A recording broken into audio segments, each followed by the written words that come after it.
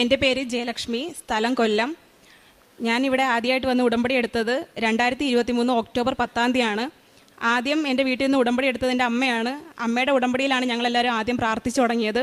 ആ ടൈമിൽ ഞാൻ വീട്ടിലില്ലായിരുന്നു, കൊച്ചിയിലായിരുന്നു. കൊച്ചിയിൽ നിന്ന് ജോലി എനിക്ക് അത്ര ഇഷ്ടമായില്ലായിരുന്നു. അങ്ങനെ ഞാൻ റിസൈൻ ചെയ്ത് വീട്ടിലേക്ക് വരുന്ന ടൈമിൽ എയർലൈൻ്റെ ഒരു വേക്കൻസി ഉണ്ട്, അത് ഞാൻ ജസ്റ്റ് അപ്ലൈ ചെയ്തിട്ടുണ്ടായിരുന്നു. അപ്പോൾ അതിൽ നിന്ന് ഇൻവിറ്റേഷൻ വന്ന ടൈമിലാണ് ഞാൻ വീട്ടിൽ വന്നത്. അപ്പോൾ അമ്മ എന്നോട് പറഞ്ഞു, നമുക്കിവിടെ വന്ന് ജോസഫ് അച്ഛൻ്റെ ബ്ലെസ്സിങ്സ് വാങ്ങിയിട്ട് ഇൻ്റർവ്യൂ അറ്റൻഡ് ചെയ്യാമെന്നു. അങ്ങനെയാണ് ഞാൻ ഇവിടേക്ക് വന്നത്, ഉടമ്പടി എടുക്കാൻ വേണ്ടിയിട്ടല്ല. പക്ഷേ ഇവിടെ വന്നപ്പോൾ ഞാൻ ഉടമ്പടി എടുക്കുന്നതിനെ പറ്റി ഒരു പ്ലാനിങ്ങും ഇല്ലാത്തതുകൊണ്ട് മാതാവ് എന്നെ ഉടമ്പടി എടുപ്പിച്ചിട്ട് തന്നെയാണ് വിട്ടത്.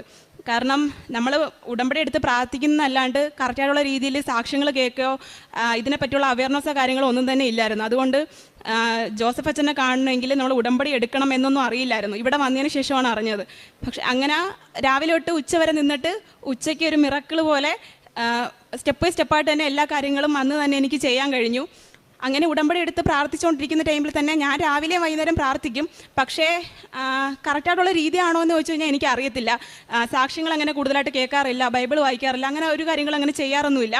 പക്ഷേ ഞാൻ ഇൻ്റർവ്യൂവിന് പോയി, ഫൈനൽ റൗണ്ട് വരെ പോയിട്ട് ചെറിയൊരു സ്കാറിൻ്റെ പേരിൽ ഞാൻ ഫെയിലായിപ്പോയി. അപ്പോൾ എനിക്ക് ഒരുപാട് വിഷമം വന്നു. ഞാനതൊരു മാതാവിനോട് ചോദിച്ചു, മാതാവ് ഇവിടെ എപ്പോഴും സാക്ഷ്യത്തിലൊക്കെ ഇങ്ങനെ പറയുന്നുണ്ടല്ലോ, ഇവിടെ വന്ന് പ്രാർത്ഥിച്ചു കഴിഞ്ഞാൽ ഇൻ്റർവ്യൂവിനെല്ലാം പാസ്സാവും എന്നൊക്കെ. എന്നിട്ട് എനിക്ക് എന്താ പറ്റാഞ്ഞ ചെറിയൊരു മാർക്കിൻ്റെ പേരിലല്ലേ, അത് ജസ്റ്റ് കണ്ണടച്ചാൽ പോരായിരുന്നോ എന്നൊക്കെ ഞാൻ ഇങ്ങനെ ചോദിച്ചു. അപ്പം മാതാവ് തന്നെ എനിക്കൊരു ഉൾവിളി തന്നു. കാരണം നീ എന്തിനാണ് മാതാവിനെ പഠിക്കുന്നത്, സ്വന്തം കുറവുകൾ എന്തൊക്കെയാണെന്ന് ആദ്യം മനസ്സിലാക്കുക എന്ന് പറഞ്ഞു. അപ്പം ആ ടൈമിൽ ഞാൻ സ്വന്തമായിട്ടൊന്ന് മനസ്സിലാക്കാൻ തുടങ്ങി. ഞാൻ ബൈബിൾ വായിക്കത്തില്ല, സാക്ഷ്യം കേൾക്കത്തില്ല, ഒരു കാര്യങ്ങളും കറക്റ്റായിട്ട് ചെയ്യത്തില്ല, പത്രം തന്നെ നോർമലായിട്ട് കൊടുക്കും, ആ ഒരു രീതി മാത്രമേ ഉണ്ടായിരുന്നുള്ളൂ. അപ്പം ഞാൻ അതിൽ ഒരുപാട് കാര്യങ്ങൾ വളരാനുണ്ട് എന്ന് മനസ്സിലാക്കി ഞാൻ മാതാവിനോട് തന്നെ പറഞ്ഞു എന്താണ്, ഇപ്പം മാതാവിന് എൻ്റെ ക്യാരക്ടർ നന്നായിട്ട് അറിയാം. എൻ്റെ ഒരു പേഴ്സണൽ ആവശ്യത്തിന് വേണ്ടിയിട്ട് എൻ്റെ അച്ഛനും അമ്മയും ഒരു രീതിയിലും കടം വാങ്ങിക്കുന്നതോ ലോൺ എടുക്കുന്നതോ ഒന്നും എനിക്ക് തീരെ താല്പര്യമില്ല. ഞാൻ ജോലി ചെയ്യാൻ തുടങ്ങിയ സമയം തൊട്ട് എൻ്റെ ഒരു ഏണിങ്സിൽ വെച്ചിട്ട് എൻ്റെ അച്ഛനെയും അമ്മയും കൂടെ ഹെൽപ്പ് ചെയ്യണമെന്ന് മാത്രമേ ഞാൻ ചിന്തിച്ചിട്ടുള്ളൂ. അപ്പം ഇനി എന്ത് ജോലിയാണെങ്കിലും ഒരിക്കലും എൻ്റെ അച്ഛനും അമ്മയും ബുദ്ധിമുട്ടിക്കുന്ന രീതിയിൽ കടം വാങ്ങിക്കുന്ന രീതിയിലൊന്നും ആവരുത്. മാതാവ് എനിക്ക് വേണ്ടിയിട്ട് വിധിച്ചത് എത്ര ലേറ്റ് ആയാലും എനിക്ക് കുഴപ്പമൊന്നുമില്ല. പക്ഷേ എനിക്കിപ്പം മുന്നോട്ട് പോകാൻ വേണ്ടി നോർമലായിട്ടൊരു ജോലി വേണമെന്ന് പ്രാർത്ഥിച്ചു. അതോടൊപ്പം തന്നെ ഫെബ്രുവരി 29 എൻ്റെ ബർത്ത്ഡേ ആണ്. അപ്പോൾ എനിക്ക് 4 വർഷത്തിലൊരിക്കലേ ബർത്ത്ഡേ ഉള്ളൂ. അതിന് മുന്നേ എനിക്കൊരു ജോലി കിട്ടണമെന്ന് പറഞ്ഞു. അപ്പോൾ അത് പ്രാർത്ഥിച്ചു കഴിഞ്ഞ് ഞാനേ മറന്നുപോയി. ആ ഒരാഴ്ച കഴിഞ്ഞപ്പോൾ തന്നെ എനിക്ക് ഇങ്ങോട്ടേക്ക് ഇൻ്റർവ്യൂ വന്നു. ഞാൻ പോയി അറ്റൻഡ് ചെയ്തു. എനിക്ക് ട്രിവാൻഡ്രം എയർപോർട്ടിൽ സെയിൽസ് ടിഎലായിട്ട് വർക്ക് ചെയ്യാൻ ഞാൻ കയറി. അങ്ങനെ അത് മുന്നോട്ട് പോയിക്കൊണ്ടിരുന്ന സമയത്ത് തന്നെ എനിക്ക് ഡേ ഷിഫ്റ്റ് നൈറ്റ് ഷിഫ്റ്റും ഉണ്ട്. എങ്കിൽ പോലും എനിക്ക് രാവിലെയും വൈകുന്നേരവും കറക്റ്റായിട്ട് പ്രാർത്ഥിക്കാനാണെങ്കിലും ജപമാല ചൊല്ലാനാണെങ്കിലും ബൈബിൾ വായിക്കാനാണെങ്കിലും എല്ലാം കഴിഞ്ഞിരുന്നു. അപ്പോൾ അതിലൂടെ തന്നെ ഒരുപാട് മിറക്കിൾസ് പറ്റിയിട്ടുണ്ട്. കാരണം എന്താണെന്ന് വെച്ച് കഴിഞ്ഞാൽ അവിടെ ഹാൻഡിക്രാഫ്റ്റ് ഐറ്റംസ് ആയതുകൊണ്ട് മൂവ് ആവത്തില്ല. പക്ഷേ ഞാൻ എൻ്റെ മാതാവിൻ്റെ ഉപ്പ് ഇട്ട് പ്രാർത്ഥിക്കാറുണ്ടായിരുന്നു. ഫസ്റ്റ് ഡ്യൂട്ടിക്ക് കയറിയ ഉടനെ ഞാൻ വിശ്വാസ പ്രമാണം ചൊല്ലി ഉപ്പിട്ട് പ്രാർത്ഥിച്ചിട്ട് ജോലിക്ക് കയറാറുള്ളൂ. അപ്പം എങ്ങനെയെന്ന് എനിക്കറിയത്തില്ല, ഞാൻ ഇറങ്ങുന്ന സമയത്ത് എനിക്ക് ടാർഗറ്റ് അച്ചീവ് ചെയ്യും. ആ ഒരു രീതിയിൽ എൻ്റെ മാതാവ് എന്നെ ഒരുപാട് ഹെൽപ്പ് ചെയ്തിട്ടുണ്ട്. അങ്ങനെ മുന്നോട്ട് പോയിക്കൊണ്ടിരിക്കുന്ന സമയത്ത് എൻ്റെ കൊളീഗ്സ് ഇങ്ങനെ പറഞ്ഞു, മാനേജ്മെൻറ്റ് അത്ര ശരിയല്ല, നീ ഇത്രയും പ്രാർത്ഥിക്കുന്നതൊക്കെയല്ലേ, അപ്പം നീ ഇവിടെ നിൽക്കേണ്ടതല്ല, വേറെ നോക്കണം എന്നുള്ള രീതിയിലൊക്കെ പറഞ്ഞു. അപ്പോൾ ഞാൻ ഇങ്ങനെ കൂടുതലായിട്ട് ഡീറ്റെയിൽ ആയിട്ട് അറിയാൻ തുടങ്ങിയപ്പോൾ മാനേജ്മെൻറ്റ് ശരിയല്ല എന്ന് മനസ്സിലായി. അപ്പോൾ ഞാൻ മാതാവിനോട് ചോദിച്ചപ്പോൾ മാതാവ് പറഞ്ഞു, കുഴപ്പമില്ല, നീ റിസൈൻ ചെയ്യ്. ഇങ്ങനെ ഉള്ളിൽ നിന്ന് ഇങ്ങനെ പറയും എനിക്ക്. അപ്പം റിസൈൻ ചെയ്യ്, എന്നിട്ട് ഒരു 1 മന്ത് നോട്ടീസ് പീരീഡ് അറ്റൻഡ് ചെയ്യുക, അപ്പോഴത്തേക്ക് ഞാൻ വേറെ ജോലി റെഡിയാക്കി തരാം എന്നുള്ള രീതി എൻ്റെ ഉള്ളിൽ വന്നു. അങ്ങനെ നോട്ടീസ് പീരീഡ് അറ്റൻഡ് ചെയ്തു. ഇറങ്ങിക്കഴിഞ്ഞതിന് ശേഷം എനിക്ക് അവർ സാലറി തന്നില്ല. ഞാൻ 1 മന്ത് നൈറ്റ് ഷിഫ്റ്റാണ് ചെയ്തത്. അപ്പം സാലറി തരാണ്ട് അവർ ഞാൻ ഒരുപാട് കോൺടാക്ട് ചെയ്തു, മെസ്സേജ് അയച്ചു, അവർ യാതൊരു റിപ്ലൈ കാര്യങ്ങളോ ഒന്നും തന്നില്ല. അപ്പോൾ അങ്ങനെ മുന്നോട്ട് പോയിക്കൊണ്ടിരുന്നപ്പോൾ ഞാൻ ഒരുപാട് വിഷമിച്ച് മാതാവിനോട് പറഞ്ഞു. അപ്പം മാതാവ് കുറച്ച് കാര്യങ്ങൾ എൻ്റെ മനസ്സിലിങ്ങനെ തോന്നിച്ചു. ഞാനത് മെസ്സേജ് അയച്ചപ്പം കുറച്ച് നേരം കഴിഞ്ഞപ്പോൾ തന്നെ അവർ സീൽ ചെയ്ത് എനിക്ക് റിപ്ലൈ തന്നു, ഒരു ഡേറ്റ് തന്നിട്ട് ഞാൻ അവിടെ ചെന്ന് സാലറി വാങ്ങിച്ചപ്പം എനിക്കറിയത്തില്ല, കവറിലിട്ട് എനിക്ക് തരുമായിരുന്നു, ഇങ്ങനെ എടുത്തു വെച്ചിരിക്കുന്ന കണക്ക്. നോർമലായിട്ട് ആ കമ്പനീൻ്റെ ബാക്ക്ഗ്രൗണ്ട് എങ്ങനെയാണെന്ന് വെച്ച് കഴിഞ്ഞാൽ അവിടുന്ന് ഒരു സ്റ്റാഫ് ഇറങ്ങി പോയാലും അവർക്ക് ക്ലിയറൻസോ സാലറിയോ കാര്യങ്ങളോ ഒന്നും അവർ കൊടുക്കാറില്ല. പക്ഷേ അതിൽ എൻ്റെ മാതാവ് എന്നെ അനുഗ്രഹിച്ചു. അപ്പോൾ അതിങ്ങനെ മുന്നോട്ട് പോയിക്കൊണ്ടിരിക്കുന്ന സമയത്ത് ഞാൻ ഡ്രൈവിംഗ് ക്ലാസ്സിന് പോകുന്നുണ്ടായിരുന്നു. അപ്പോൾ ഡ്രൈവിംഗ് ക്ലാസ് ഞാൻ എൻ്റെ ഒരു +2 ടൈം തൊട്ടേ ആഗ്രഹിച്ചായിരുന്നു എനിക്ക് കാറ് ഡ്രൈവ് ചെയ്യണമെന്ന്. കുഞ്ഞിലെ തൊട്ടേ ഞാൻ 2 വീലർ ഓടിക്കുമായിരുന്നു. പക്ഷേ കാർ ഓടിക്കാനുള്ളൊരു സാഹചര്യം വന്നിട്ട് ഞാൻ ഇവിടെ ഇല്ലായിരുന്നു, ബാംഗ്ലൂരായിരുന്നു, അതുകൊണ്ട് പറ്റിയില്ല. അപ്പോൾ അങ്ങനെ ക്ലാസ്സിൽ കയറിയ സമയത്ത് ഞാൻ മാതാവിൻ്റെ അടുത്ത് പ്രാർത്ഥിച്ച് തന്നെയായിരുന്നു മുന്നോട്ട് പോയിക്കൊണ്ടിരുന്നത്, മാതാവ് തന്നെ എല്ലാം ചെയ്യുന്നതെന്ന് വെച്ചിട്ട്. എന്നിട്ട് ക്ലാസ്സിനെല്ലാം പോയി നല്ല രീതിയിൽ ഓടിക്കുന്നതുകൊണ്ട് എല്ലാവരും എന്നെ അപ്രീഷിയേറ്റ് ചെയ്യുമായിരുന്നു. അങ്ങനെ ഒരു ടൈം ആയപ്പോൾ ഞാനും എൻ്റെ മെറിറ്റിൽ വിശ്വസിച്ചു, എനിക്ക് നല്ല രീതിയിൽ വണ്ടി ഓടിക്കാൻ അറിയാം, അതുകൊണ്ട് ഈസി ആയിട്ട് പാസ്സാവും എന്നുള്ള രീതിയിൽ ടെസ്റ്റിന് പോയപ്പോൾ ഞാനും വിചാരിച്ചു. വിചാരിച്ച ടൈമിൽ നല്ല രീതിയിൽ ഓടിച്ചുകൊണ്ടിരുന്നിട്ട് പോലും വണ്ടി ഓഫായി പോയി. ഞാൻ അവിടുന്ന് വണ്ടി ഓണാക്കിയിട്ട് എടുത്താൽ മതി എങ്കിൽ പോലും ഞാൻ അവിടെ നിന്ന് ഇറങ്ങിപ്പോരുന്നു. അവിടെ ഇരുന്ന് സാറ് പോലും പാവമായിരുന്നു. സാറ് എന്നോട് ചോദിച്ചു നീ എന്തിനാ ഇറങ്ങി വന്നതെന്ന്. പക്ഷേ എനിക്കറിയത്തില്ല, മാതാവായിട്ട് എന്നെ തോന്നിച്ചു ഇറങ്ങി വന്നു. അപ്പോൾ മാതാവായിട്ട് തന്നെ എൻ്റെ ഉള്ളിൽ തോന്നിച്ചു നീ ഒരു സമയം ഒരു മിനിറ്റ് മെറിറ്റിൽ വിശ്വസിച്ചതുകൊണ്ടാണ് നിനക്കിത് കിട്ടാഞ്ഞെന്ന്. അന്ന് എന്നെ അത് പിന്നെയും മനസ്സിലാക്കി തരാൻ വേണ്ടിയിട്ട് അന്ന് ട്രയൽ എടുത്തപ്പോൾ പോലും കമ്പി തട്ടിയിട്ട ചേച്ചി പോലും പാസ്സായി, ഞാൻ പാസ്സായില്ല. അപ്പം അതിൽ നിന്ന് എനിക്ക് മനസ്സിലായി. പിന്നെ ഞാൻ ജോലിക്ക് തിരിച്ചു കയറി. അടുത്ത ഡേറ്റ് എടുത്തപ്പോൾ എനിക്ക് പോകാൻ പറ്റിയില്ല. അതിൻ്റെ അടുത്ത ഡേറ്റ് എക്സ്റ്റെൻഡ് ചെയ്തെടുത്തപ്പോൾ എന്ന് വെച്ച് കഴിഞ്ഞാൽ കഴിഞ്ഞ പ്രാവശ്യം എനിക്കിവിടെ ഉടമ്പടി പുതുക്കുന്നതിൻ്റെ തലേ ദിവസമായിരുന്നു. അപ്പം മാതാവ് തന്നെ എനിക്ക് അറിയിച്ചു തരുവാണ് ഞാൻ അവിടെ പോയിട്ട് പാസ്സായിട്ട് ഇവിടെ വന്നിട്ട് ഉടമ്പടി പുതുക്കണമെന്ന്. അങ്ങനെ ഞാൻ അവിടെ പോയിട്ട് എൻ്റെ മെറിറ്റിൽ യാതൊരു രീതിയിൽ ഞാൻ വിശ്വസിച്ചില്ല. പോയി അവിടെ ചെന്നപ്പോഴത്തേക്ക് അതിന് പകരം ആൾക്കാർ എന്നെ കളിയാക്കി. അവിടെ നിന്ന് ചെന്നിട്ട് വണ്ടി ഒന്ന് നിർത്തിയിട്ട് ഇറങ്ങിയൊന്നും വന്ന് കളയരുത്, നല്ല രീതിയിൽ എടുക്കണമെന്ന് പറഞ്ഞ്. അപ്പോഴും ഞാൻ ചിരിച്ച് ഞാൻ മാതാവിൻ്റെ അടുത്ത് പറഞ്ഞ് നല്ല രീതിയിലെടുത്ത് എച്ച് കഴിഞ്ഞ് റോഡിന് പോയപ്പോഴത്തേക്ക് നല്ല ടെററായിട്ടൊരു സാറായിരുന്നു. അതുമല്ല അതിന് മുന്നേ വന്ന ചേട്ടന്മാരെയൊക്കെ ഒരുപാട് വഴക്ക് പറഞ്ഞു. അപ്പോൾ അതൊക്കെ അറിഞ്ഞപ്പോഴത്തേക്ക് എനിക്ക് ഭയങ്കരമായിട്ട് വിഷമം വന്നു. ഇനിയിപ്പോൾ ഞാൻ എന്തോ ചെയ്യും, ഇങ്ങനെയൊക്കെ പറഞ്ഞാൽ എനിക്ക് ടെൻഷനായിട്ട് ഓടിക്കാൻ കഴിയത്തില്ല. അപ്പോൾ അങ്ങനെ ഞാൻ കയറിയപ്പോൾ അതിന് മുന്നേ കയറിയ ചേച്ചിയെ ഒരുപാട് വഴക്ക് പറയുന്നത് ഞാൻ കാണുകയും ചെയ്തു. എന്നിട്ട് ഞാൻ പ്രാർത്ഥിച്ച് കയറി അത് നമ്മളുടെ ഉപ്പ് സീറ്റിലിട്ട് പ്രാർത്ഥിച്ച് വിശ്വാസ പ്രമാണം ചൊല്ലി സാറിൻ്റെ അടുത്ത് പേരും പറഞ്ഞ് ചിരിച്ച് ഓടിക്കാൻ തുടങ്ങി. ആ സാർ എൻ്റെ അടുത്ത് ഒരു അക്ഷരം പോലും അതിനുശേഷം സംസാരിച്ചില്ല. ഒതുക്കാൻ മാത്രമേ പിന്നെ കുറച്ചു നേരം കഴിഞ്ഞിട്ട് പറഞ്ഞോളൂ. അങ്ങനെ അതിൽ നിന്നും മാതാവ് എന്നെ രക്ഷിച്ചു. അങ്ങനെ മുന്നോട്ട് പോയിക്കൊണ്ടിരിക്കുന്ന സമയത്ത് ഈ ഡ്രൈവിംഗ് ടെസ്റ്റും പാസ്സായി. അപ്പോൾ മാതാവ് പറഞ്ഞായിരുന്നല്ലോ ഞാൻ അവിടെ നിന്ന് ട്രിവാൻഡ്രത്ത് നിന്ന് ഇറങ്ങിയാൽ എനിക്ക് വേറെ ജോലി തരാമെന്ന്. അത്ഭുതം പോലെ അന്ന് ടെസ്റ്റിന് പോയതിൻ്റെ രാവിലെ 5:30 ആയപ്പോൾ തന്നെ ഞാൻ 2 മാസത്തിന് മുന്നേ ചോദിച്ചിരുന്ന വേക്കൻസി സാറ് ഞാൻ സെലക്ട് ആയെന്നും പറഞ്ഞുകൊണ്ട് ഇങ്ങോട്ട് അയച്ചു. അതൊരു ഓസ്ട്രേലിയൻ കമ്പനിയിൽ വർക്ക് ഫ്രം ഹോം ചെയ്താൽ മതി. രാവിലെ 4 മണി തൊട്ട് 1 മണി വരെയാണ് ഡ്യൂട്ടി ടൈം പറഞ്ഞത്. അപ്പോൾ സാറ് പറഞ്ഞ് 5 മണി തൊട്ട് 1 മണി വരെ ചെയ്താൽ മതി. അപ്പോൾ ഞാൻ പറഞ്ഞു എനിക്ക് 5:30 തൊട്ട് 6 മണി വരെ പ്രാർത്ഥിക്കണം എന്ന് പറഞ്ഞപ്പം സാറ് പറഞ്ഞു എന്നാൽ കുഴപ്പമില്ല 6 മണി തൊട്ട് 1 മണി വരെ പ്രാർത്ഥിച്ചാൽ മതി. അത്രയും നല്ല രീതിയിൽ മാതാവ് തന്നെ എനിക്ക് തന്നൊരു ജോലി. അതുമല്ല കമ്പനി തന്നെ ലാപ്ടോപ്പും ഇത്രയും നല്ലൊരു സാലറിയും കാര്യങ്ങളും വൈഫൈ പോലും അവർ തന്നെയാണ് ചാർജ് ചെയ്യുന്നത്. അപ്പം അത്രയും നല്ല രീതിയിലൊരു ജോലി തന്നെ എന്നെ അനുഗ്രഹിച്ചു. അതാകുമ്പോൾ വീട്ടിൽ ഇരുന്ന് ചെയ്താൽ മതി, ഒരു കുഴപ്പമില്ല, എങ്ങോട്ടേക്കും പോകേണ്ട ആവശ്യമില്ല, ഒന്നുമില്ല. അപ്പോൾ കൂളായിട്ട് ജോലി. അപ്പോൾ അതങ്ങനെ മുന്നോട്ട് പോയിക്കൊണ്ടിരിക്കുന്ന സമയത്താണ് എനിക്കറിയത്തില്ല, ഞാൻ കഴിഞ്ഞ പ്രാവശ്യം ഇവിടെ ഉടമ്പടി പുതുക്കാൻ വരുന്ന സമയത്ത് എനിക്ക് ആ ജോലി കിട്ടി. അപ്പോൾ എല്ലാവരും പറഞ്ഞു ഞാൻ ഇവിടെ വന്ന് ഇത് സാക്ഷ്യം പറയുമെന്ന് പറഞ്ഞു. പക്ഷേ എങ്കിൽ പോലും എൻ്റെ ഉള്ളിൽ നിന്ന് മാതാവ് പറയുന്നില്ല നീ അത് സാക്ഷ്യം പറയുന്നൊന്നും പറയുന്നില്ല. അപ്പോൾ എനിക്കൊരു 2 മനസ്സായതുകൊണ്ട് ഞാൻ വീട്ടിൽ പോയിട്ട് പറഞ്ഞു ഇനി അടുത്ത പ്രാവശ്യം പുതുക്കുമ്പോഴത്തേക്ക് പറയാം എന്നുള്ള രീതിയിൽ പറഞ്ഞു. അപ്പോൾ അങ്ങനെ പോയി. അതിനുശേഷം ഞാൻ മാതാവിനോട് തന്നെ ചോദിക്കും മാതാവ് ഇതാണോ ഞാൻ പറയേണ്ടുള്ളത് എന്നുള്ള രീതിയിൽ ഇങ്ങനെ കൺഫ്യൂഷനായിട്ട് തന്നെ മുന്നോട്ട് പോയിക്കൊണ്ടിരിക്കുക. പക്ഷേ ആ സമയത്താണ് എൻ്റെ ഒരു ആൻറ്റിയുടെ മോള് പ്രഗ്നൻ്റ് ആയിരുന്നു. അപ്പം 6 മാസമായി. 6 മാസം വരെയും ടെസ്റ്റ് ചെയ്തപ്പോൾ യാതൊരു കുഴപ്പമില്ലായിരുന്നു. പക്ഷേ അതിനുശേഷം ബ്ലഡ് ടെസ്റ്റ് ചെയ്ത് നോക്കിയപ്പോഴത്തേക്ക് പറഞ്ഞു കുഞ്ഞിന് ജനറ്റിക് പരമായിട്ടുള്ള പ്രശ്നമുണ്ടെന്ന്. അപ്പോൾ അത് അറിഞ്ഞപ്പോൾ തൊട്ട് അവർ മൊത്തത്തിൽ പോയി. അപ്പം പക്ഷേ അവരുടെ അടുത്ത് ഞാൻ പറഞ്ഞു ഞാൻ ഉടമ്പടി എടുത്ത് പ്രാർത്ഥിക്കുന്നത്, ഞാൻ ചേച്ചിക്ക് വേണ്ടി പ്രാർത്ഥിക്കുക, ഒരു കുഴപ്പമില്ല എന്ന് പറഞ്ഞ് ഞാൻ 3 മാസത്തിന് മുന്നേ ഉള്ളൊരു സാക്ഷ്യം തപ്പി കണ്ടുപിടിച്ച് അയച്ചു കൊടുത്തു. എന്നിട്ട് പോലും അവർക്ക് സമാധാനമോ കാര്യങ്ങളോ ഒന്നും തന്നെ ഇല്ല. വേറെ എന്ത് രോഗമാണെങ്കിലും പുറത്ത് വന്നിട്ട് ചികിത്സ റെഡിയാക്കാൻ പറ്റും. പക്ഷേ ഒരു ജനറ്റിക് പരമായിട്ടുള്ള പ്രശ്നമെന്ന് വെച്ചാൽ അത് മാറ്റിയെടുക്കാൻ പറ്റത്തില്ലല്ലോ.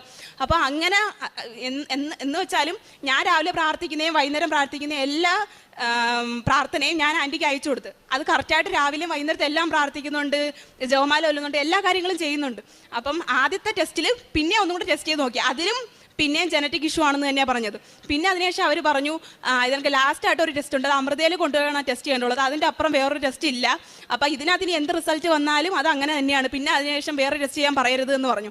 അപ്പോൾ ഞാൻ പറഞ്ഞു ഒരു കുഴപ്പമില്ല, പ്രാർത്ഥിച്ച് മുന്നോട്ട് പോക്കുക, ഒരു കുഴപ്പമില്ല. ഞാൻ എന്നിട്ട് മാതാവിനോട് പറഞ്ഞു ഞാൻ മാതാവിൻ്റെ മോളാണ്, എന്നെ ആരുടെ മുന്നിലും തല ഉനിക്കാൻ ഇടവരുത്തരുത്, എന്നെ വിശ്വസിച്ചിട്ടാണ് അവർ മാതാവിനെ പ്രാർത്ഥിച്ചതും. അതോടൊപ്പം തന്നെ മാതാവ് ഇത് ഒരു ജനറ്റിക് ഇഷ്യൂവും കാര്യങ്ങളും ഒന്നും ഇല്ലയെന്ന് തെളിയിച്ചു തരുവാണെങ്കിൽ ആൻറ്റീനെ ഞാനിവിടെ കൊണ്ടുവന്ന് ഉടമ്പടി എടുപ്പിക്കും, അതേപോലെ തന്നെ കുഞ്ഞായതിനു ശേഷം ചേച്ചീനെ കൊണ്ടുവന്ന് ഇവിടെ കൊണ്ടുവന്ന് സാക്ഷ്യം പറയിപ്പിക്കുമെന്ന് ഞാൻ നേർന്നായിരുന്നു. അങ്ങനെ പ്രാർത്ഥിച്ച് മുന്നോട്ട് പോയിക്കൊണ്ടിരിക്കുന്ന നേരത്ത് അങ്ങനെ ടെസ്റ്റിന് പോയ ടൈമിൽ ഞാൻ അങ്ങനെ കണ്ടിന്യൂസ് ആയിട്ട് മെഴുകുതിരി കത്തിച്ച് പ്രാർത്ഥിക്കുവാണ്. ടെസ്റ്റ് കഴിഞ്ഞ് 2 ദിവസം കഴിഞ്ഞ് റിസൾട്ട് വന്ന് ആൻറ്റി എന്നെ വിളിച്ച് ഭയങ്കര കരച്ചിൽ. അപ്പോൾ ഞാൻ വിചാരിച്ചു ദൈവമേ ഈ മാതാവേ ഇനിയിപ്പോൾ ഞാൻ എന്തുവാ, ഞാൻ പിന്നെയും വിചാരിച്ച് റിസൾട്ട് പിന്നെയും നെഗറ്റീവ് ആയെന്ന് വിചാരിച്ചു. അപ്പോൾ നോക്കിയപ്പോഴത്തേക്ക് ഡോക്ടർ തന്നെ ഞെട്ടിക്കൊണ്ട് പറഞ്ഞു കുഞ്ഞിന് ജനറ്റിക് പരമായിട്ട് യാതൊരു ഇഷ്യൂ ഇല്ല, ഒന്നുമില്ല, ഇത്രയും ടെസ്റ്റ് ചെയ്ത് നോക്കിയിട്ടും ഒരു ടെസ്റ്റ് ആണെങ്കിൽ പറയാം മെഷീൻ്റെ എന്തെങ്കിലും പ്രശ്നമായിരിക്കുന്നു, 1-2 ടെസ്റ്റ് എല്ലാം ചെയ്തിട്ടും ഏറ്റവും ഫൈനലായിട്ട് ടെസ്റ്റ് ചെയ്ത് നോക്കിയപ്പോൾ ജനറ്റിക് പരമായിട്ട് യാതൊരു പ്രശ്നവുമില്ല. അങ്ങനെ പറഞ്ഞപ്പോഴത്തേക്ക് സത്യത്തിൽ എനിക്ക് അറിയത്തില്ല, ഞാൻ 100,000 നന്ദി പറഞ്ഞു. അപ്പം അതിൽ എന്നെ അത്രമാത്രം സപ്പോർട്ട് ചെയ്ത അനുഗ്രഹിച്ച് കൃപയും കാര്യങ്ങളും തന്ന മാതാവിന് 100,000 നന്ദിയുണ്ട്.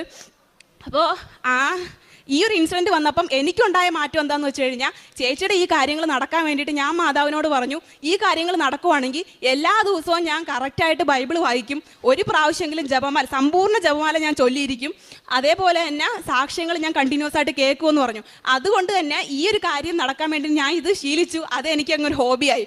പിന്നെ കണ്ടിന്യൂസ് ആയിട്ട് ഞാൻ വീട്ടിൽ എന്തെങ്കിലും പണി ചെയ്യുമ്പോഴാണെങ്കിലും ഇങ്ങനെ സാക്ഷ്യങ്ങൾ ഇങ്ങനെ കേട്ടോണ്ടേയിരിക്കും 1 by 1 ആയിട്ട്. അപ്പം 1 മണിക്കൂറെടുത്ത് ഞാൻ ജപമാല ചൊല്ലാൻ തുടങ്ങി. അതിലൂടെ എൻ്റെ ലൈഫിൽ ഒരുപാട് മാറ്റങ്ങൾ വന്നു. എൻ്റെ ക്യാരക്ടർ ടോട്ടലി ചേഞ്ചായി. ഞാൻ പെട്ടെന്ന് ദേഷ്യപ്പെടുന്ന ആളായിരുന്നു. എന്നിട്ട് പോലും പെട്ടെന്ന് ദേഷ്യം വരത്തില്ല. ഒരാൾക്കാർ പറയുമ്പം സമാധാനമായിട്ട് കേട്ട് മനസ്സിലാക്കി തിരിച്ച് റിപ്ലൈ ചെയ്യാനുള്ള ഒരു കഴിവും കാര്യങ്ങളും എല്ലാം മാതാവ് തന്ന്. അതോടൊപ്പം തന്നെ എൻ്റെ അമ്മയടുത്ത് സംസാരിക്കുന്നതിനെക്കാട്ടി കൂടുതലായിട്ട് ഞാൻ മാതാവിനോടാണ് സംസാരിക്കാറുള്ളത്. അപ്പോൾ അതിലൂടെ എൻ്റെ ലൈഫിൽ ഒരുപാട് മാറ്റങ്ങൾ വന്നു. അപ്പോൾ അങ്ങനെ മുന്നോട്ട് പോയിക്കൊണ്ടിരിക്കുന്ന സമയത്ത് എനിക്കിവിടെ സാക്ഷ്യം പറയാനുള്ള ഒരു കൺഫ്യൂഷൻ ഉണ്ടല്ലോ. അപ്പോൾ ഈ ജോലിയാണോ ഞാനിപ്പോൾ ചെയ്തുകൊണ്ടിരിക്കുന്ന ഓസ്ട്രേലിയൻ കമ്പനിയിലെ ജോലിയാണോ ഇവിടെ പറയേണ്ടുള്ളത് എന്നെനിക്ക് കൺഫ്യൂഷൻ ഉണ്ടായിരുന്നു. അപ്പോൾ ആ ടൈമിൽ മാതാവ് തന്നെ മാതാവ് ഇപ്പോൾ എൻ്റെ ഉള്ളിൽ തോന്നി, നീ സാക്ഷ്യം എഴുത്, എന്തായാലും ഉടമ്പടി പുതുക്കാറായല്ലോ, ഇവിടെ വന്ന് സാക്ഷ്യം പറയണോ, അപ്പോൾ സാക്ഷ്യം എഴുതാൻ പറഞ്ഞു. അപ്പോൾ അതുവരെ ഞാൻ വെച്ച് എഴുതി.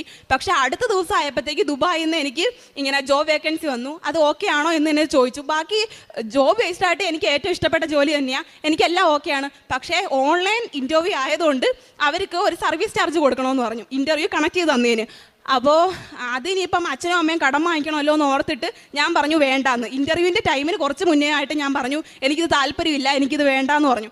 എന്നിട്ട് പോലും അന്നത്തെ ദിവസം ആ മാനേജർ എന്നെ ഇങ്ങോട്ടേക്ക് വിളിച്ചിട്ട് ആ ഡൗട്ട്സ് എല്ലാം ക്ലിയർ ചെയ്ത് തന്നു. ഇതാണെങ്കിൽ എഗ്രിമെൻറ്റും കാര്യങ്ങളും അങ്ങനെ ഒന്നും തന്നെ ഇല്ല, ഇത്രയും നല്ല സാലറി ഉണ്ട്, അതേപോലെ തന്നെ നമ്മളുടെ എക്സ്പീരിയൻസും കാര്യങ്ങളും അനുസരിച്ച് സാലറി കൂടും, എല്ലാ കാര്യങ്ങളും പറഞ്ഞു. അതേപോലെ തന്നെ എനിക്ക് കേരള ഫുഡ് എപ്പോഴും മിസ് ചെയ്യാറുണ്ട്. അപ്പം കേരള ഫുഡാണ് നിങ്ങൾക്ക് കിട്ടുന്ന 3 നേരം. അതേപോലെ തന്നെ വേറെ ഏതൊരു കമ്പനിയിൽ വർക്ക് ചെയ്യുവാണെങ്കിലും നമുക്ക് ഓഫ് ടൈമിൽ പുറത്ത് പോയിട്ട് തന്നെ ഫുഡ് കഴിക്കണം. പക്ഷേ ഇവിടെ ഓഫിൻ്റെ ടൈമിൽ 3 നേരം നമുക്ക് അവിടെ തന്നെ പോയി ഫുഡ് കഴിക്കാം എന്നൊക്കെ പറഞ്ഞപ്പോൾ എനിക്ക് ഭയങ്കര സന്തോഷം. എന്ന് വെച്ച് കഴിഞ്ഞാൽ മാതാവ് തന്നെ എൻ്റെ മനസ്സറിഞ്ഞിട്ട് എനിക്ക് കരുതലോടെ തന്നതുപോലെ എനിക്ക് തോന്നിയത്. അപ്പം ഞാൻ പറഞ്ഞു എന്നാൽ പിന്നെ ഞാൻ ഇൻ്റർവ്യൂ അറ്റൻഡ് ചെയ്യാമെന്ന് പറഞ്ഞാൽ 5 മണിയായപ്പോൾ ഇൻ്റർവ്യൂ അറേഞ്ച് ചെയ്തു. ഇൻ്റർവ്യൂ അറ്റൻഡ് ചെയ്തപ്പോഴത്തേക്ക് ആരായി സംസാരിക്കുന്നതെന്ന് പോലും എനിക്കറിയത്തില്ല. ഞാൻ ഇങ്ങനെയൊന്നും അല്ല സംസാരിക്കാറുള്ളത്. ആ സാറെ ഞെട്ടിപ്പോയി. എന്നിട്ട് ആ സാറ് ഏറ്റവും ലാസ്റ്റ് പറഞ്ഞു നല്ല രീതിയിൽ ഇമ്പ്രസ് ആയെന്ന്. അപ്പോഴും ഞാൻ മാതാവിൻ്റെ അടുത്ത് പറയുക ഞാനല്ല സംസാരിച്ച, മാതാവ് തന്നെയാണ് എല്ലാ കാര്യങ്ങളും സംസാരിച്ചത്. അങ്ങനെ ആ ജോലി റെഡിയായി. ജോലി റെഡിയായപ്പോൾ തൊട്ട് എൻ്റെ ടെൻഷൻ എന്ന് വെച്ച് കഴിഞ്ഞാൽ ഈ പൈസ എങ്ങനെ കൊടുക്കും, അതിനുള്ള കാര്യങ്ങൾ എങ്ങനെയാണ്, ഇനി അച്ഛനും അമ്മയും കടം വാങ്ങിക്കേണ്ടി വരുമോ, അങ്ങനെ ഒത്തിരി ടെൻഷനും കാര്യങ്ങളും ഉണ്ടായിരുന്നു. അങ്ങനെ മുന്നോട്ട് പോയിക്കൊണ്ടിരിക്കുന്ന സമയത്ത് എനിക്ക് തന്നെ EMI ആക്കി എൻ്റെ രീതിയിൽ തന്നെ കൊടുക്കാൻ പറ്റുന്ന രീതിയിൽ മാതാവ് ഓരോരോ വഴികൾ എന്നെ ഇങ്ങോട്ട് കാണിച്ചു തന്നു. അപ്പോൾ അതിലെല്ലാം എന്നെ മാതാവ് ഒരുപാട് പ്രൊട്ടക്റ്റ് ചെയ്ത് എല്ലാത്തിനും 100,000 നന്ദിയുണ്ട്. അതോടൊപ്പം തന്നെ ഞാൻ രാജേഷ് ചേട്ടൻ്റെ കാര്യത്തിന് വേണ്ടി പ്രാർത്ഥിച്ചായിരുന്നു. ചേട്ടൻ ഇപ്പം TL ആയിട്ടാണ് വർക്ക് ചെയ്തുകൊണ്ടിരിക്കുന്നത് ഓക്സിജനിൽ. പക്ഷേ അതിലും ബെറ്റർ ആയിട്ടുള്ള നല്ലൊരു ജോലി ആഗ്രഹിക്കുന്നുണ്ടായിരുന്നു. പക്ഷേ എന്നോട് പറഞ്ഞിട്ടൊന്നുമില്ല, ഞാൻ പ്രാർത്ഥിച്ചു വെച്ച്. പക്ഷേ അതോടൊപ്പം തന്നെ ചേട്ടനൊരു പ്രൂഫായിട്ട് കാണിച്ചു കൊടുക്കാൻ വേണ്ടിയിട്ട് ഞാൻ പറഞ്ഞ് ചേട്ടനും എനിക്കും ഒരേ ഡേറ്റ് ആയിരിക്കണം ജോയിനിങ് ഡേറ്റ് എന്ന് പറഞ്ഞു. അപ്പോൾ അങ്ങനെ പറഞ്ഞപ്പോഴും ചേട്ടനെ കളിയാക്കി, പോടി അങ്ങനെയൊന്നും കിട്ടത്തില്ല, നീ അവിടെ നോക്കുന്നു ഞാൻ ഇവിടെ നോക്കുന്നു, എങ്ങനെ ഒരു ജോയിനിങ് ഡേറ്റ് ആവുന്നു, അതൊന്നും പോസിബിൾ അല്ലാത്ത കാര്യമാണെന്ന് പറഞ്ഞ് എന്നെ കളിയാക്കി. പക്ഷേ അപ്പോഴും ഞാൻ എഴുതി വെച്ച് പ്രാർത്ഥിച്ചു ഓഗസ്റ്റ് 7 മുന്നേ തന്നെ ആയിരിക്കണം ഞങ്ങളുടെ ജോയിനിങ്. അതും എനിക്ക് ചേട്ടനെ പ്രൂഫായിട്ട് കാണിച്ചു കൊടുക്കാൻ വേണ്ടി ഒരു ഡേ ആയിരിക്കണം ജോയിനിങ് ഡേറ്റ് എന്ന് ഞാൻ പറഞ്ഞു. അങ്ങനെ വെച്ച് നോക്കുമ്പം ചേട്ടൻ അപ്ലൈ ചെയ്തിട്ട് പോലും ഇല്ല. പക്ഷേ ബാങ്കിൽ നിന്നൊരു ഫ്രണ്ട് CV ഡ്രോപ്പ് ചെയ്തിട്ട് ഇങ്ങോട്ടേക്ക് വിളിച്ച് ഇൻ്റർവ്യൂ അറ്റൻഡ് ചെയ്ത് അന്ന് തന്നെ HR ഇംപ്രസ് ആയി, അങ്ങനെ ജോലി കിട്ടി. അതിൽ ഡേറ്റ് വന്നാൽ നോക്കിയപ്പോൾ ഓഫർ ലെറ്റർ നോക്കിയപ്പോൾ ഞങ്ങൾ 2 പേരുടെ ഒരു ഡേറ്റ് ഓഗസ്റ്റ് 5 അങ്ങനെ മാതാവ് ഒരുപാട് അത്ഭുതങ്ങൾ നടത്തിയിട്ടുണ്ട്. ഇപ്പം ഞാൻ ഒന്നും പറയുന്നില്ല, കുഞ്ഞു ഒരുപാട് കാര്യങ്ങളുണ്ട്. അങ്ങനെ എല്ലാത്തിനും മാതാവിന് 100,000 നന്ദിയുണ്ട്. അപ്പം ഞാൻ 3-ാം തീയതിയാണ് പോകുന്നത്. ഇന്നിപ്പോൾ 1-ാം തീയതി, നാളെ മറ്റന്നാളാണ് ഞാൻ പോകുന്നത്. അതോടൊപ്പം തന്നെ ഒരു കാര്യങ്ങളുണ്ട്. ഈ ഇൻ്റർവ്യൂവിൻ്റെ ടൈമിൽ അവരെന്നോട് ചോദിച്ചായിരുന്നു എന്നത്തേക്ക് വരാൻ പറ്റുമെന്ന്. അപ്പോൾ ഞാൻ പറഞ്ഞു 15-ാം തീയതി കഴിഞ്ഞാൽ എനിക്ക് ഓക്കെ വരാൻ പറ്റുമെന്ന് പറഞ്ഞു. അപ്പോൾ അവരും പറഞ്ഞു എന്നാൽ പിന്നെ അപ്പോഴത്തേക്ക് റെഡിയാക്കാമെന്ന്. പിന്നെ ഞാനിരുന്ന് ആലോചിച്ചു, കഴിഞ്ഞ മാസം 30-ാം തീയതിയാണ് എനിക്ക് ഈ എൻ്റെ ഉടമ്പടി തീരുന്നത്. അപ്പോൾ അത് പുതുക്കിയതിന് ശേഷം പോകാനാണ് എനിക്ക് ആഗ്രഹം. അതുകൊണ്ട് ഉടമ്പടി പുതുക്കി ഈ മാസം ഒരു 7 മുന്നെയാണ് എനിക്ക് ഡേറ്റ് വേണ്ടുള്ളതെന്ന് ഞാൻ പ്രാർത്ഥിച്ചു. അങ്ങനെ പ്രാർത്ഥിച്ച ശേഷം ഭയങ്കര ആക്റ്റീവായിട്ട് നിന്ന മാനേജറൊന്നും ഒരു അനക്കവും ഇല്ല, ഇങ്ങോട്ട് വിളിക്കുന്നില്ല, മെസ്സേജ് അയക്കുന്നില്ല, ഒന്നുമില്ല. അങ്ങനെ ഞാൻ മാതാവിൻ്റെ അടുത്ത് പറഞ്ഞു, മാതാവേ അവരെന്നോടൊന്ന് പറഞ്ഞായിരുന്നെങ്കിൽ അടുത്ത മാസമാണ് ജോയിനിങ് എന്ന് പറഞ്ഞായിരുന്നെങ്കിൽ എന്ന് പറഞ്ഞ് 2 ദിവസം കഴിഞ്ഞപ്പോൾ മാനേജർ തന്നെ എന്നെ ഇങ്ങോട്ടേക്ക് വിളിച്ചിട്ട് പറഞ്ഞ് അടുത്ത മാസം ഫസ്റ്റ് വീക്കിലായിരിക്കും ജോയിനിങ്, അതുകൊണ്ട് ഒരു കുഴപ്പമില്ല, സമയമെടുത്ത് ഓരോ കാര്യങ്ങളെല്ലാം റെഡിയാക്കിയാൽ മതിയെന്ന്. അപ്പോഴും ഞാൻ മാതാവിനെ മഹത്വപ്പെടുത്തുക. കാരണം മാതാവിൻ്റെ അടുത്ത് ഞാൻ പറഞ്ഞായിരുന്നില്ല അടുത്ത മാസം മതി, ഈ മാസം വന്ന് എനിക്ക് പുതുക്കിയതിന് ശേഷം വേണം പോകാനെന്ന്. അപ്പോൾ അതിലും മാതാവ് എന്നെ കരുതി. ഓരോ കാര്യങ്ങളും കുഞ്ഞു കുഞ്ഞു കാര്യങ്ങൾ പറയുമ്പോൾ പോലും അതെല്ലാം നമ്മൾ മറന്നുപോയാലും മാതാവ് അത് ഏറ്റെടുത്ത് ഓരോ കാര്യങ്ങളായിട്ട് ചെയ്തു തന്നിട്ടുണ്ട്. കാരുണ്യ പ്രവൃത്തിയായിട്ട് ഞാൻ ചെയ്യാറുള്ളത്, ഇവിടുന്ന് ആദ്യമൊക്കെ ന്യൂസ് പേപ്പർ വരുമ്പോൾ ഞാൻ നോർമലായിട്ട് കൊടുക്കാറേ ഉള്ളായിരുന്നു. ഈ ഒരു നിത്യത്തിലേക്ക് വന്നതിന് ശേഷം ഞാൻ എങ്ങനെയാണ് ന്യൂസ് പേപ്പർ കൊടുക്കുന്നതെന്ന് വെച്ച് കഴിഞ്ഞാൽ, ഇപ്പോൾ 2 കെട്ട് കിട്ടിക്കഴിഞ്ഞാൽ ഞാൻ 10 പത്രം എടുത്തുകൊണ്ട് പോകത്തോളും. അതും കോട്ടയത്തുനിന്ന് ഞാൻ കൊല്ലത്ത് ഡിസ്ട്രിക്റ്റിൽ കൊണ്ടുപോയാണ് കൊടുക്കുന്ന. ഓരോ രോഗികൾക്കും പോയിട്ടും 10-15 മിനിറ്റ് ഇരുന്ന് അവരടുത്ത് സംസാരിച്ച് എൻ്റെ കയ്യിലെ കൊന്ത വെച്ച് അവരുടെ തലയിൽ വിശ്വാസ പ്രമാണം ചൊല്ലി നമ്മളെ തൈലം വെച്ച് കുരിശ് വരച്ച് ഉപ്പ് ഇട്ട് കൊടുത്തിട്ടാണ് ഞാൻ വരാറുള്ളത്. അത്രയും നല്ല രീതിയിൽ സംസാരിക്കാറുണ്ട്. അവരുടെയൊക്കെ കോൺടാക്ട് നമ്പറുണ്ട്. ചില ആൾക്കാർക്ക് ഇങ്ങോട്ട് വിളിച്ച് അവരുടെ നടന്നിട്ടുള്ള ഒത്തിരി കാര്യങ്ങളെല്ലാം പറഞ്ഞ് ഞാൻ വന്നതിന് ശേഷം. അപ്പോൾ അങ്ങനെ ഒരുപാട് കാര്യങ്ങൾ നടന്നിട്ടുണ്ട്. പിന്നെ അതിൻ്റെ ഇടയ്ക്ക് വെച്ചിട്ട് ഒരുപാട് നെഗറ്റീവും വന്നിട്ടുണ്ട്. എനിക്ക് ഒന്നാമത്തെ കാര്യം എന്ന് വെച്ചാൽ പെട്ടെന്ന് വിഷമം വരുന്നൊരു കൂട്ടത്തിലാണ്. എങ്കിൽ പോലും ഞാനത് ഓവർകം ചെയ്ത് മാതാവിനെ സമർപ്പിച്ച് പിന്നെ അങ്ങനെ തന്നെ ചെയ്യും. എന്നെ ഒരു സിസ്റ്ററാണെങ്കിൽ ആ വാർഡിൽ നിന്ന് ഇറക്കി വരെ വിട്ട്, താഴെ നിന്ന് സെക്യൂരിറ്റിയെ വിളിച്ച് വരുത്തിയിട്ട് ഈ കൊച്ചിനെ ഇറക്കി വിടണമെന്ന് പറഞ്ഞ് ഇറക്കി വിട്ട്. എന്നിട്ട് ഞാൻ കുഴപ്പമില്ല, ഞാൻ സന്തോഷത്തോടെ തിരിച്ചിറങ്ങി താഴെ പോയിട്ട് താഴെ എല്ലാം പത്രം കൊടുത്ത്. പിന്നെ അതേപോലെ തന്നെ ഞാൻ ഫുഡ് വാങ്ങി കൊടുക്കാറുണ്ട്. അത് എൻ്റെ കയ്യിലുള്ള സമയത്തെല്ലാം ഫുഡ് വാങ്ങിക്കൊടുക്കാറുണ്ട്. അതോടൊപ്പം തന്നെ ഞങ്ങളുടെ വീട്ടിൽ ഫുഡ് ഉണ്ടാക്കുമ്പോൾ ഒരു പൊതിയായിട്ട് കെട്ടിയിട്ട് അച്ഛൻ കൊണ്ട് കൊടുക്കാറുണ്ട്. പിന്നെ അതേപോലെ ഞങ്ങൾക്ക് അടുത്തായിട്ട് ഒരു ആശ്രമമുണ്ട്. അവിടെ ഒത്തിരി അമ്മമാരുണ്ട്. അവിടെ പോയിട്ട് അവരായിട്ട് എല്ലാം നല്ല രീതിയിൽ സംസാരിക്കും. അവരെ കുളിപ്പിച്ച് റെഡിയാക്കി അവർക്ക് നഖവും കാര്യങ്ങളെല്ലാം വെട്ടിക്കൊടുത്ത് ആ രീതിയിൽ അവരെ കെയർ ചെയ്യാറുണ്ട്. പിന്നെ അവർക്കുള്ള ഫുഡ് കാര്യങ്ങൾ അങ്ങനെ എല്ലാം കൊടുക്കാറുണ്ട്. ഇതൊക്കെയാണ് ഞാൻ ചെയ്യാറുള്ളത്. അപ്പം അമ്മ മാതാവിനും തിരുകുമാരനും 100,000 നന്ദിയുണ്ട്.